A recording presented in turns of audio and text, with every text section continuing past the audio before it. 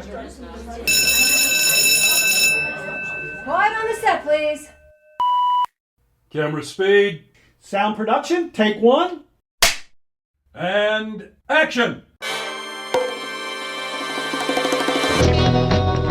Welcome to From Beneath the Hollywood Sign. If you love old movies, Hollywood history, or the golden age of filmmaking, you've come to the right place. This is the podcast that talks about amazing stories of Tinseltown from another era. Hear fascinating conversations with writer-producer Steve Cubine, who quite literally lives just beneath the Hollywood sign, and actress-writer Nan McNamara. Now your hosts, Steve and Nan. Welcome, everybody. This episode is extremely special because we are now entering our third season here at From Beneath the Hollywood Sign. So happy third anniversary, Nan. Happy third anniversary. To celebrate our third season and also to put you all in the mood for Halloween, we are going to talk about a father and son duo who left us with indelible performances in the horror genre. Yes. Lon Cheney, known as the Man of 1,000 Faces, amazed audiences in the silent era with his unforgettable performances in The Hunchback of Notre Dame, 1923, and The Phantom of the Opera, 1925. He was a master of transformation using makeup, physicality, and just plain old raw emotion to create these classic characters that no one had ever seen before. Now, his son, Lon Cheney Jr., had the difficult job of following in his father's footsteps. No easy feat, I'm sure. Yeah. But he made his own mark, especially as the Wolfman in 1941, a role that turned him into one of Universal's great horror stars. Today, we're talking about this remarkable father and son duo, their careers, their lives, and how the Cheney name became synonymous with both monsters and movie magic. Well, Lon Cheney Senior was born Leonidas Frank Cheney on April Fool's Day in 1883 in Colorado Springs, Colorado. His father, Frank, was a barber, and his mother, Emma Alice Kennedy, was a homemaker. Both of Cheney's parents were deaf mutes, and they met at the Colorado School for the Education of Mutes, now named the Colorado School for the Deaf and Blind, which was founded in 1874 by Cheney's maternal grandfather. So as a child of deaf-mute parents, Lon reportedly didn't speak for the first few years of his life. Cheney became skilled in American Sign Language as well as pantomime, two forms of communication that no doubt later enhanced his abilities as an without actor. a doubt, yeah. Can't imagine. When Cheney was just 9 years old, he had to leave school to take care of his mother who had fallen ill. She had severe rheumatism, which meant that she was no longer able to use sign language. So the only communication they had with each other was through their eyes. These, I think, tragic circumstances provided him with an amazing training ground as an actor. Well, his upbringing meant that he was no doubt familiar with what it was like to be an outsider, Yes. which is so interesting. Yeah. It provided him with this empathy to inhabit characters who were considered pariahs of society. Well, he left school in the 6th grade to help support his family with various jobs, including working as a Pikes Peak guide, which must have been fun. Yeah. And a wallpaper hanger and a carpenter. However, his brother John introduced Lon to the theater. John worked at the local opera house, and Lon soon joined working as a prop boy and stagehand. He was occasionally given walk-on parts in productions and eventually joined the vaudeville circuit, which toured the Midwest. In 1905, he ended up in Oklahoma City, and he met singer Cleva Creighton. Cleva was just 15 years old, a promising young singer who was dubbed the girl with the golden voice. They, of course, fell in love and were married May of 1905. Cleva was 16, Lon was 22. Cleva and Lon went out on tour together after getting married, but returned to Oklahoma when Cleva became pregnant. She gave birth to a son in 1906,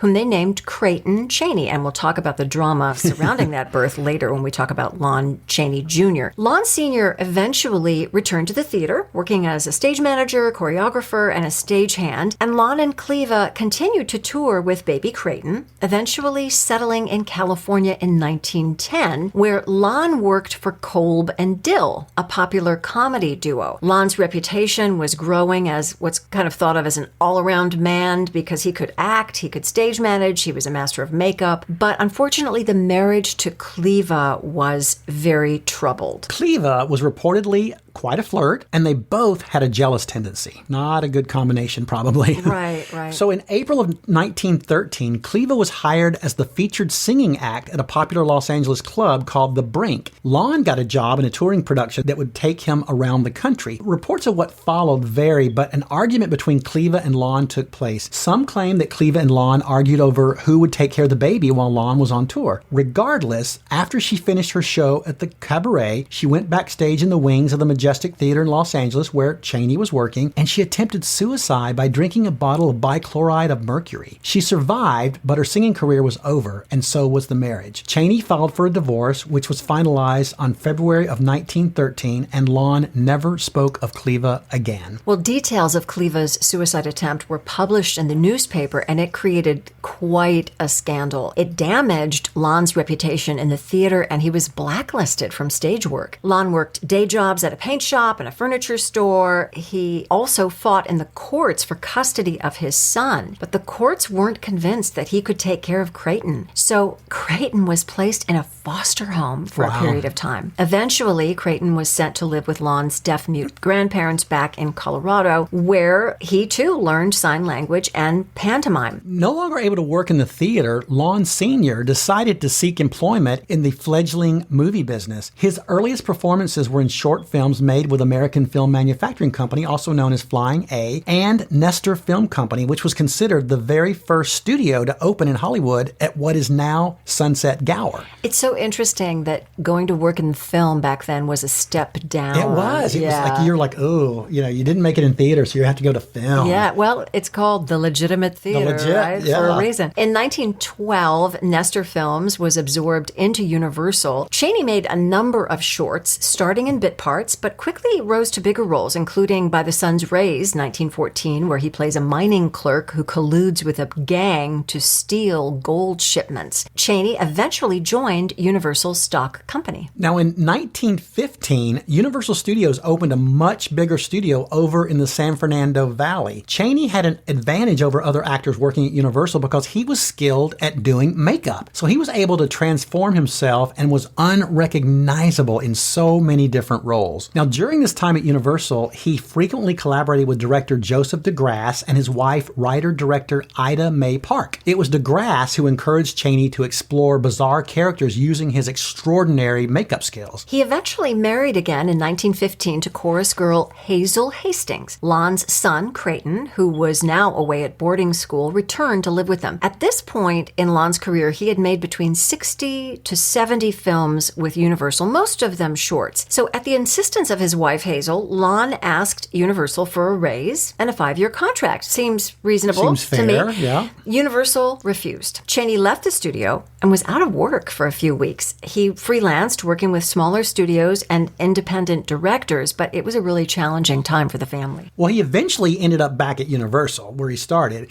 and even though they still weren't willing to give him the kind of parts and the pay that he wanted, he was still looking for that breakthrough role. Right. His upward rise began with The Wicked Darling from 1919, which was his first collaboration with director Todd Browning, with whom he'd go on to make about 10 movies. Now, he played a pickpocket named Stoops Connors, great name, and he also starred opposite top-billed Priscilla Dean. He followed this with The Miracle Man, 1919, based on the play by George M. Cohan, a melodrama for Paramount. He played the character called The Frog, a member of a gang of thieves and a contortionist who hoodwinks the townspeople into believing that a preacher can make him walk. Lon was not a contortionist in real life. It was actually him acting and his physical ability that made it seem real. The film was a smash success, the top-grossing film of 1919, and a breakout role for Cheney. Unfortunately, most of this film is lost, although you can find the scene where Lon is quote-unquote healed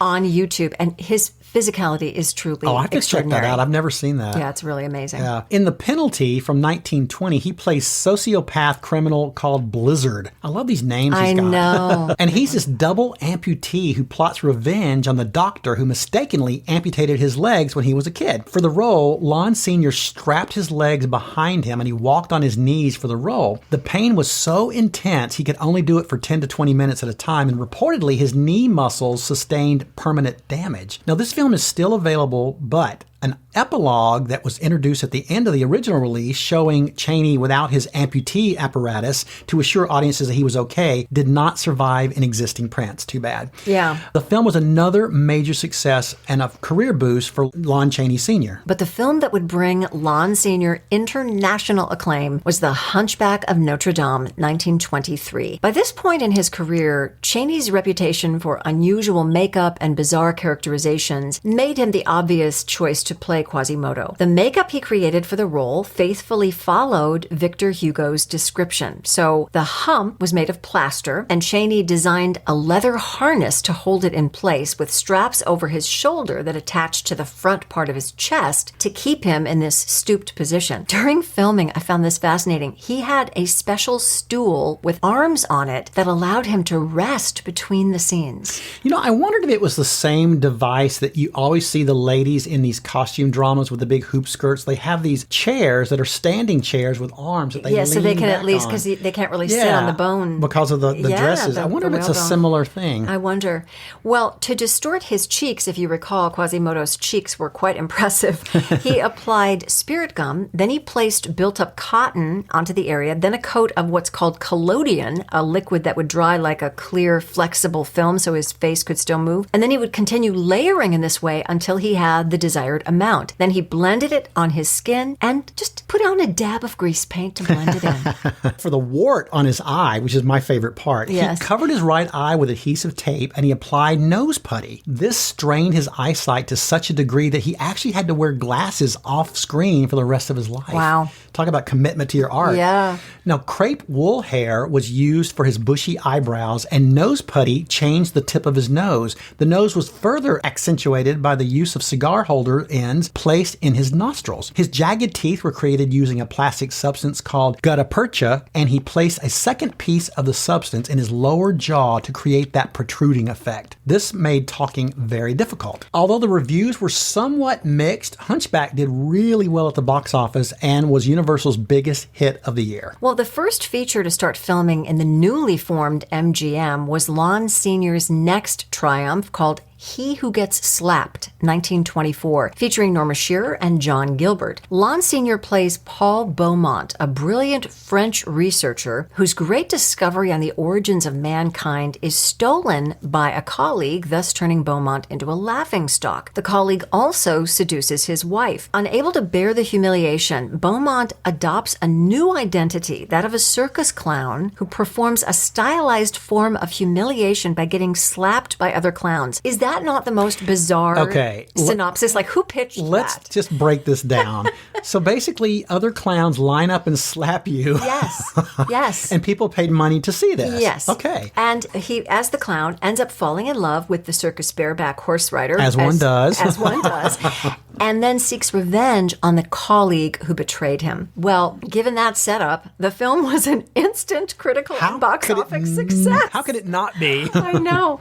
Variety touted Lon Sr. as the greatest character actor of the screen, and his next film would cement his legacy forever. He returned to Universal for The Phantom of the Opera, 1925. He once again created a remarkable transformation with makeup, employing many of the techniques he used for Quasimodo in Hunchback, using the description in the source material as his guide. I love that he did that. Yeah, me too. From his days in the theater, Lon Sr. also knew how much lighting could enhance or ruin a makeup creation, so he shot a series of makeup tests, which was maybe the first makeup test ever shot. Yes. The production was plagued with problems, though, including clashes between Lon Sr. and the director and a number of reshoots. To keep the public in suspense about how the Phantom would look on screen, Lon's face as the Phantom was blanked out of all the promotional material. Isn't that interesting? I know, they wouldn't show it. Yeah. I love that.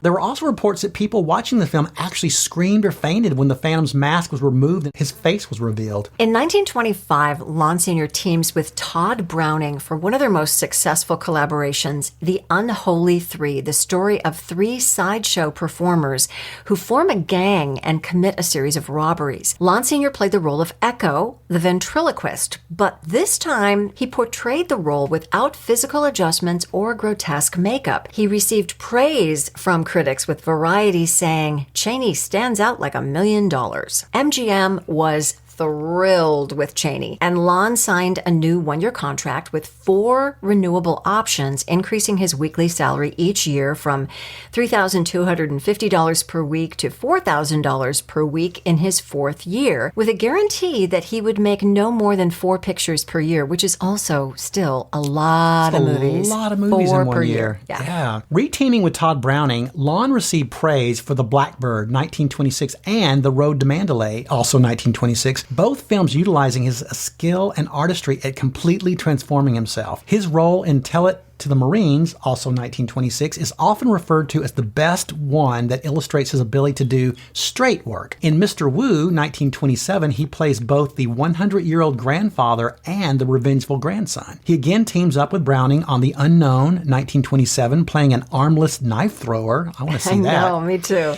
London After Midnight, 1927, playing a would-be vampire and a Scotland Yard inspector. And The Big City, 1928, playing gangster Chuck Collins in straight makeup. During this period, Cheney is at the apex of his career in terms of critical acclaim, audience appeal, and box office, and many of his pictures were making upwards of $1 million worldwide. Laugh Clown Laugh, 1928, While the City Sleeps, 1928, West of Zanzibar, 1928. Boy, that's a lot of films in 1928. That's a good year. Where East is East, 1929, and Thunder, 1929, were also financially successful. Along with Clara Bow, Lon was named the most popular box office star of 1928 and 1929. However, with the advent of sound in 1927, Hollywood was undergoing significant changes, and while many actors lost their livelihood because they just couldn't make the transition to talkies, Lon had no problem passing the voice test. It was decided that his first talking picture would be a remake of The Unholy Three. He would use his own voice,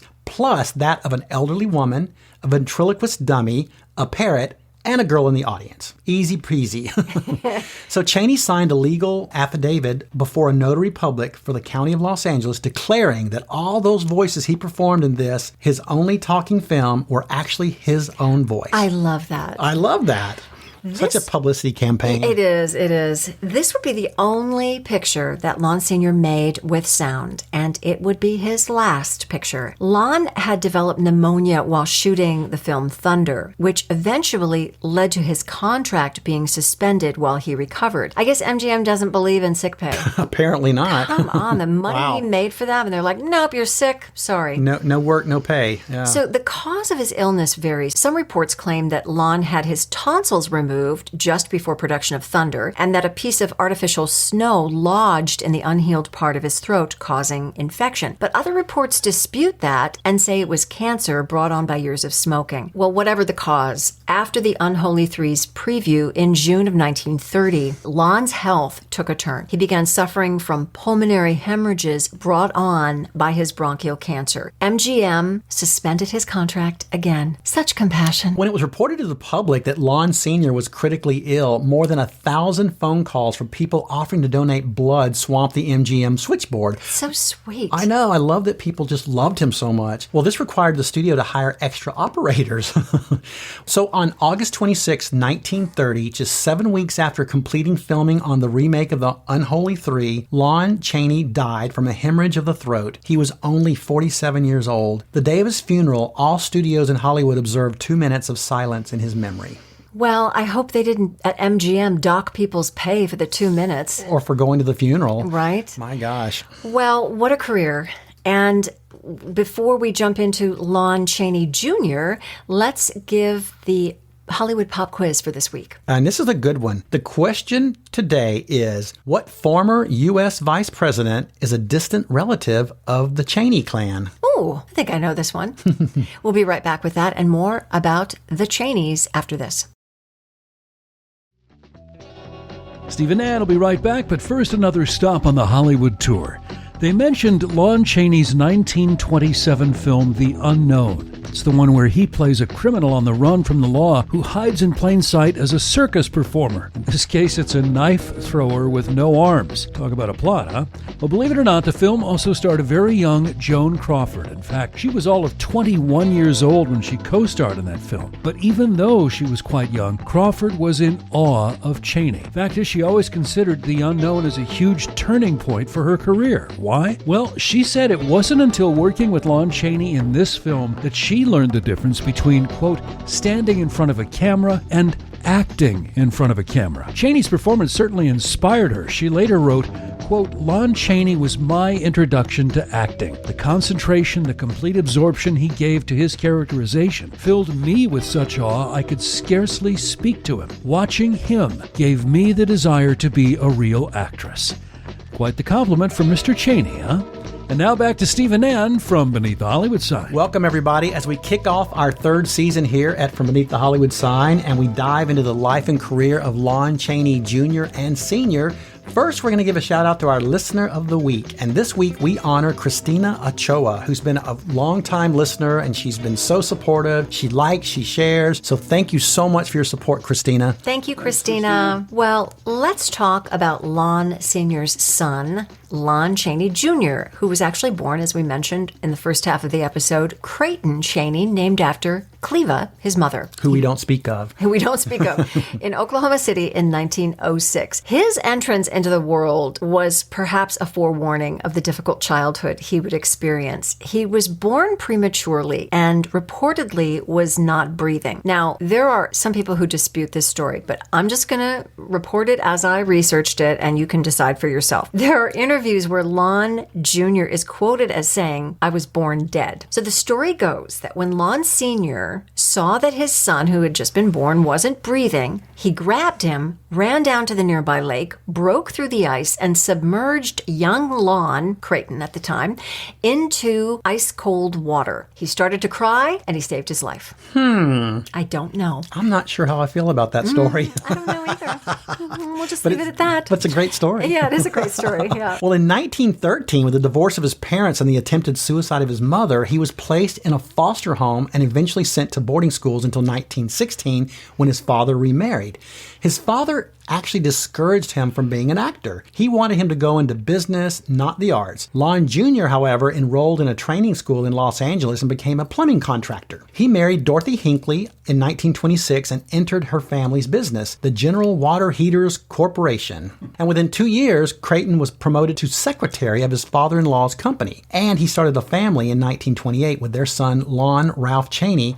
A second son would join in 1930 named Ronald Creighton. Well, Creighton's business was really struggling due to the Great Depression. With a family to support, Creighton needed to find another way to make a living. Since Lon Sr. had died in 1930, he decided to try acting. So he waited till his father died to try acting. Yeah, the profession that his father had strongly discouraged. He actually made a screen debut in Girl Crazy, 1932, billed as Creighton Cheney. This was the first of 6 films that he did for RKO. He played small roles in B pictures for 3 years and was really barely making a living. In 1935, he reluctantly decided to go along with a producer's suggestion to change his name to Lon Cheney Jr. as a marketing ploy. He was uncomfortable with taking his father's name due to the inevitable comparisons. I mean, Yeah. I would be. Who wants to try to fill those footsteps? Yeah, but he also realized that it could probably help his career. And it did help. He was cast in better roles. In 1936, he appeared in the Republic Pictures sci-fi adventure Undersea Kingdom. Unfortunately, that same year, his 8-year marriage ended. Now, some sources say that Cheney had an affair with actress model Patsy Beck. Regardless, they had met in Hollywood social and studio circles. They married right after Lon's divorce. With his love life on the upswing, his career also made a few steps forward. He received a contract with 20th Century Fox, and he worked there for about 2 years, contributing to over 30 films.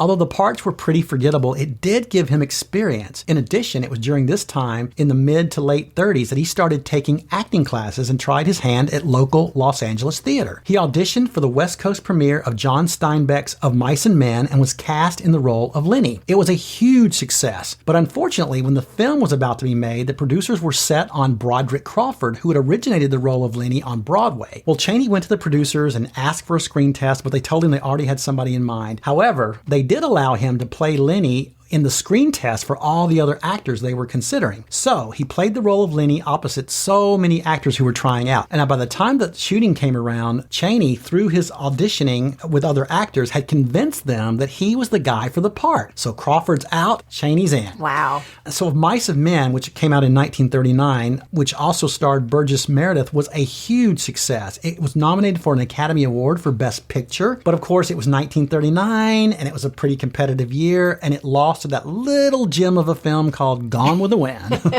Try to beat that. The success of Lon Jr.'s work in Of Mice and Men didn't lead to the leading man roles that he had hoped for. He did screen test for the remake of The Hunchback of Notre Dame with sound, 1939, which his father had made famous, but the role was ultimately given to the great Charles Laughton. He was next cast by Hal Roach in 1 Billion BC, 1940, with Victor Mature and our wonderful Carol Landis. Our girl Carol. Where Lon Jr. created a character with extensive makeup, just like his father. But the unions at that time were coming into fruition, and so he wasn't allowed to continue to do that and sort of build on that for his reputation. Oh, that's interesting. That would be a big no-no, Yeah. I'm sure. Yeah. Well, during 1941, Lon Jr. appeared in a number of westerns, including Billy the Kid, 1941, Riders of Death Valley, also 1941, Badlands of Dakota, you guessed it, 1941, which also featured Ann Rutherford. I'm going to throw that in there. Yes. As well as a couple of musicals. He was in Too Many Blondes, 1941, and San Antonio Rose,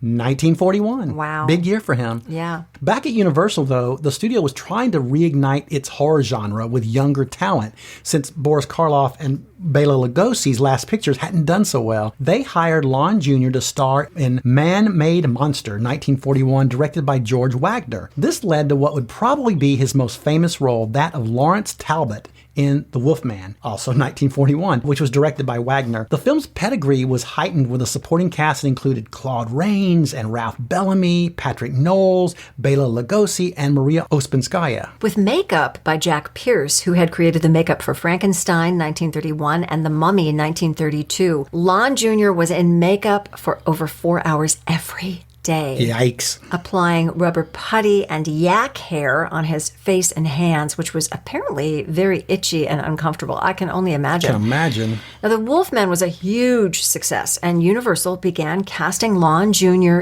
in every horror film imaginable, including being the first person to replace Boris Karloff as Frankenstein in the film The Ghost of Frankenstein, 1942, which was another big hit. This was followed by another role originated by Karloff, The Mummy's Tomb, 1942. Lon Jr. hated this role, however, and who could blame him? Yeah. He's wrapped from head to toe, revealing just one eye. It took 8 hours every day to complete the makeup, although they did find ways around this by shooting close-ups of his hands or his shoulders and only applying the makeup to the parts of his body that were going to be filmed. Now, this was followed by Frankenstein Meets the Wolfman, 1943, with Bela Lugosi, and then Lon Jr. played Dracula himself in Son of Dracula in 1943. Now, next in the horror genre was House of Frankenstein, 1944, which would team all the monsters.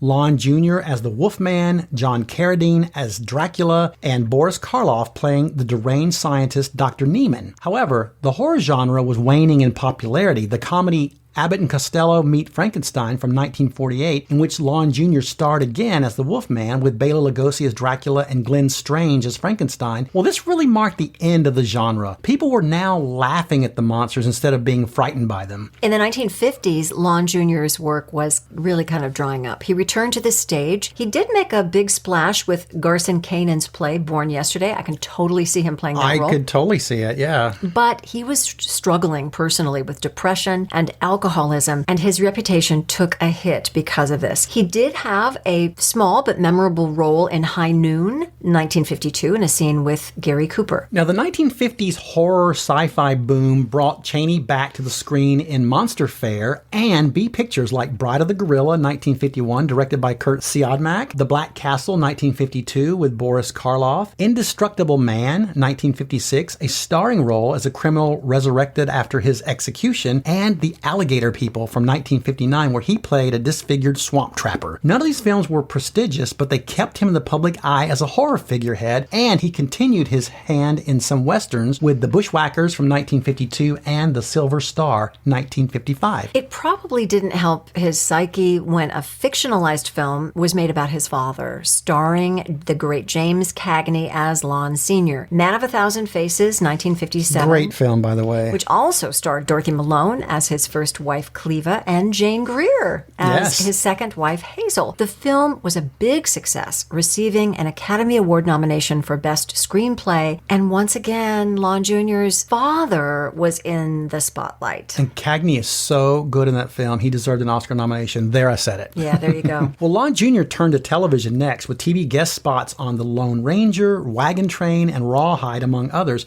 His large frame and gravelly voice made him perfect for portraying tough ranchers and outlaws or lawmen. Now, the 1960s experienced a horror revival for Lon Jr. with Roger Corman's The Haunted Palace from 1963, which starred Vincent Price and Deborah Paget. And the airing of the Universal Monster films on television gave him a second wave of visibility and popularity. Right. He also continued to find work on television, but his struggles with alcohol were really becoming evident. By the late 60s and early 70s, Lon Jr.'s health was in decline. He suffered from chronic alcoholism and underwent surgery for throat cancer. Kind of makes you wonder if that was a hereditary thing. Yeah. And he was visibly showing the effects of bloat and just being unwell. He was cast in the low-budget film Dracula vs. Frankenstein, 1971, mainly for his marquee value. Of course. For his name. It's often thought of as a tragic final role since it reduced him to kind of a grunting henchman rather than a fully realized character. Lon Jr. was the only person, and I find this so interesting, to have played all four of Universal's classic monsters. Isn't that amazing? I know. He was the Wolfman in 41, the Ghost of Frankenstein in 42, the Mummy's Tomb in 1942, and Son of Dracula in 1943. He played them all. Yep. Now, he made a few television appearances earlier in the 1960s, but by 1973, he was essentially retired and incapacitated. He passed away on July the 12th, 1973, at the age of 67 in San Clemente, California. His death was due to heart failure with complications from throat cancer and chronic alcoholism. Some say he spent his life chasing the fame of his father, but I wonder if it was more that Hollywood just couldn't see him as anything other than a horror genre figure. Yeah, I agree. Looking at these two men, Lon Cheney Senior's roles over the years ranged from pirate to Chinese shipwreck survivor to tough Marine sergeant to Russian peasant to circus clown to crusty railroad engineer. Oh, that's versatility. I mean,